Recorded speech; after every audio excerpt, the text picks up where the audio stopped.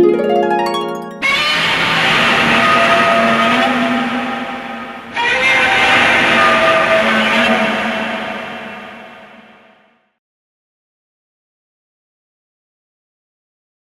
I want to do something a little bit different today. If you watch my channel, you know that I have done the occasional rant video. You know, sometimes I get pissed off. Doesn't happen very often, usually just days that end with a Y.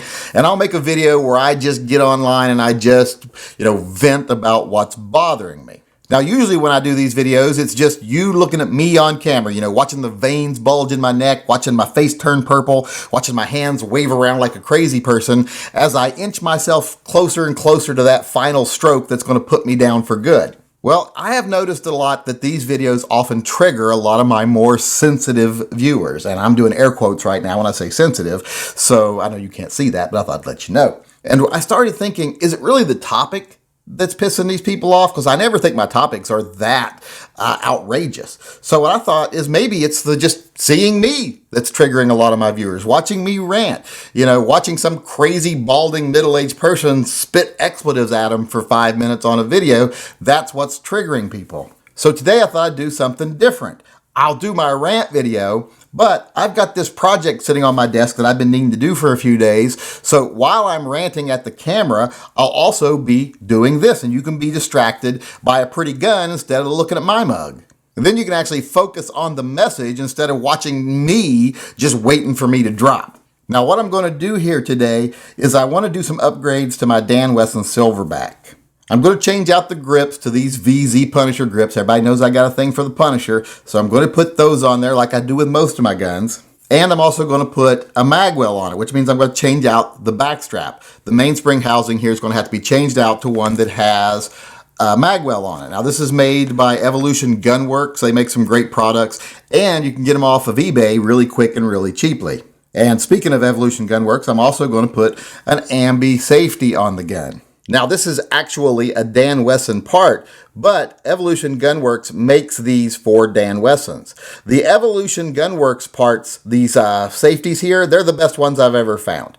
They're actually made thickly. They're made out of bar stock instead of molded, so they're really good. And the ones they sell regularly, like I said, are the nicest ones ever found, but the ones they make for Dan Wesson are even thicker and better made. Dan Wesson requires an even higher grade than what they usually make, so these are really nice. I'm going to put these on there so that I can have ambi-safeties on the gun. So let's go ahead and get started with the project here and get started with the rant. And what I want to bitch about today, it isn't something that the anti-gunners do, it's something that the gun community does, or at least some people in the gun community. Today, I want to kind of scold the people that at every chance they get yell false flag every time something bad happens. Every time someone misuses a gun or something that's tragic that involves a gun happens, they yell false flag, it's a conspiracy, the government's doing this, the media's doing this, blah, blah, blah, blah, blah. All you people are doing is making us look bad. No one buys your conspiracy theories. Even if you're right, no one's going to buy it. Unless there's proof of something like this, no one's going to buy your junk. You just look like someone that can't handle the fact that sometimes bad things happen. You look like a fucking snowflake. You look like your conviction to gun rights and your belief that gun rights are important is so weak that you have such a weak argument to support guns that you have to panic every time something bad happens. And that panic just leads to outright denial. You just have to deny that the bad thing ever happened if it's counter to your beliefs. That doesn't make you look woke or educated or anything like that. It just makes you look weak. Saying things like, oh, no one lost their kids, no kids died.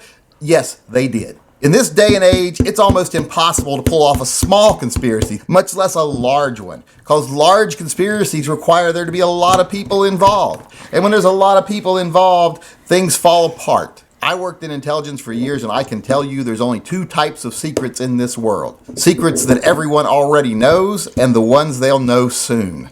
This modern age of technology and information just does not lend itself to conspiracies, so you're fighting an uphill battle.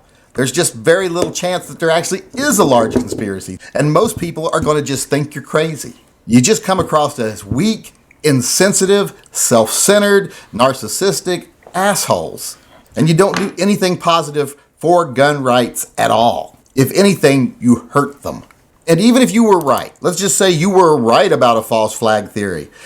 The fact that no one else believes you, or most people aren't going to believe you, means you still do harm. Because perception is reality. So if everyone else is living in the perception that this bad thing happened, and your only defense of gun rights is that it didn't happen, and they all think it did, then your argument is immediately moot with them. And you, like I said, just look like an insensitive asshole. You just look like a nut job, like some anti-government nut job. And that reflects on all of us as gun owners.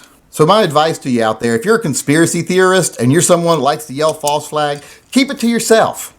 Like I said, even if you're right, unless you've got definitive proof, you're not helping anybody, you're hurting. Being a pro-gun person, there is so much evidence on our side, our pro-gun side. We are right. But when you resort to denial and conspiracy theories right off the bat, whenever anything happens, like it can't possibly happen, you just have to deny it, you've already lost the argument. An argument that would have easily been won if it was just based on facts. And if you were prepared to actually argue those facts. So whether you believe the conspiracy theory or don't believe the conspiracy theory, I know some people who don't believe it, they just feel that they need to throw a counter message out there. That message does not help us. It hurts us. So if you believe in the theory but have no evidence, keep it to yourself. If you don't believe in the theory, then don't spew it. Don't let other people hear you say it because it's damaging.